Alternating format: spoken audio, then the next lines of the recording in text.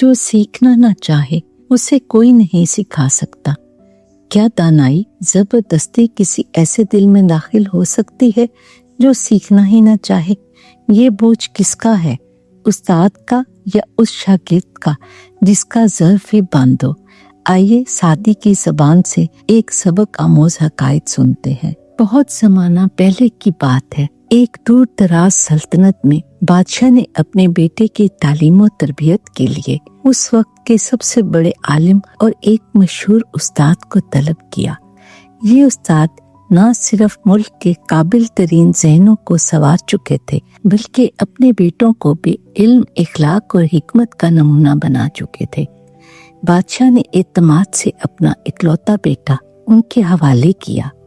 मेरे बेटे को इल्म दो, तरबियत दो, ताकि वो मेरे बाद ताजो तख्त का हकदार बने। उस्ताद ने शुक्रिया के साथ ये जिम्मेदारी कबूल की और तमाम दिलो जान से उसमें जुट गए। वही मेहनत, वही खलूस जो वो अपने बच्चों पर करते थे। दिन रात मेहनत की, उम्मीद की कि शहजादे के अंदर भी कुछ उभरेगा। मगर अफसोस, शहजादा ना तो जुस्तजू रखता था, ना ही मेहनत का शौक। उस्ताद की बातें उसके ज़हन पर वैसे ही पड़ती थी जैसे खुश्क पत्थर पर बारिश, ना असर ना जज़ब। महीने गुजर गए, साल बीत गए और एक दिन बादशाह ने उस्ताद और बेटे को दरबार में बुलाया ताकि शहजादे की तरक्की देखी जा सके। मगर जब बादशाह ने बेटे से बात की तो उम्मीदें जमीन बोस हो गईं।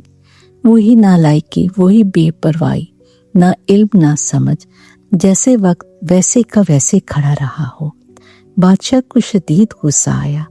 वो हैरान था, ऐसा कैसे हो सकता है? क्या मेरे बेटे को सही तालीम दी गई या उस्ताद ने गफलत की?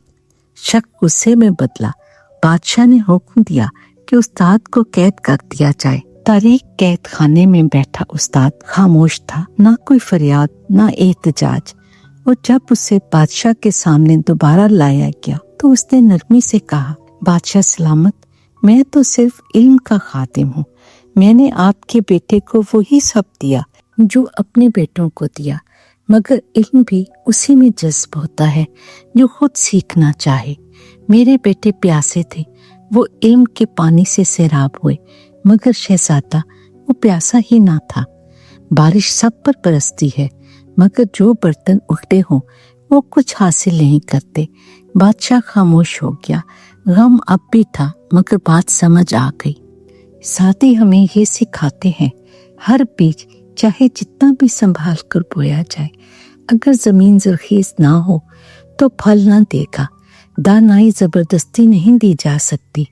इल्म का नूर वहां उतरता है जहां दिल का दरवाजा खुला हो और ज़हन सवाल करने को तैयार हो। उस्ताद तो रास्ता दिखाता है, मगर चलना खुद सीखने वाले को पड़ता है।